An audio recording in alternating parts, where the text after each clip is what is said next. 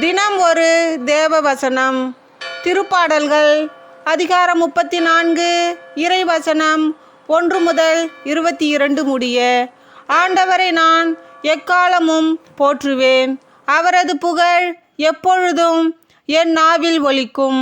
நான் ஆண்டவரை பற்றி பெருமையாக பேசுவேன். எளியோர் இதை கேட்டு அக்களிப்பர். என்னுடன் ஆண்டவரை பெருமைப்படுத்துங்கள். அவரது பெயரை ஒருமிக்க மேன்மைப்படுத்துவோம். துணை வேண்டி நான் ஆண்டவரை மன்றாடினேன். அவர் எனக்கு மறுமொழி பகர்ந்தார். எல்லா வகையான அச்சத்தினின்றும் அவர் என்னை விடுவித்தார். அவரை நோக்கி பார்த்தோர் மகிழ்ச்சியால் மிளிர்ந்தனர். அவர்கள் முகம் அவமானத்திற்கு உள்ளாகவில்லை. இந்த ஏழை கூவி அழைத்தான். ஆண்டவர் அவனுக்கு செவிசாய்த்தார். அவர் எல்லா நெருக்கடியினின்றும் அவனை விடுவித்து காத்தார். ஆண்டவருக்கு அஞ்சி வாழ்வோரை அவர் தம் தூதர் சூழ்ந்து நின்று காத்திடுவர். ஆண்டவர் எத்துணை இனியவர் என்று சுவைத்து பாருங்கள். அவரிடம் அடைக்கலம் புகுவோர் பேறு பெற்றோர். ஆண்டவரின் தூயோரே, அவருக்கு அஞ்சுங்கள்.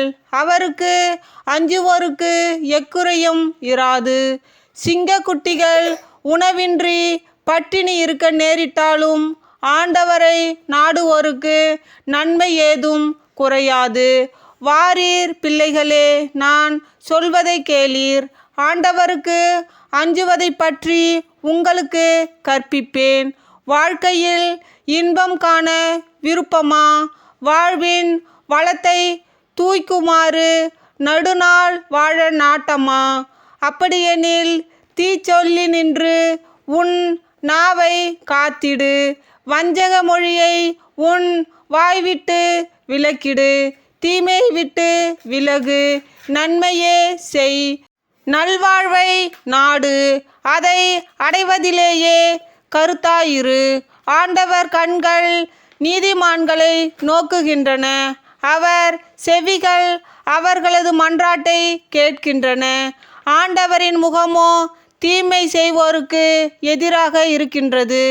அவர் அவர்களின் நினைவே உலகில் அற்றுப்போக செய்வார்.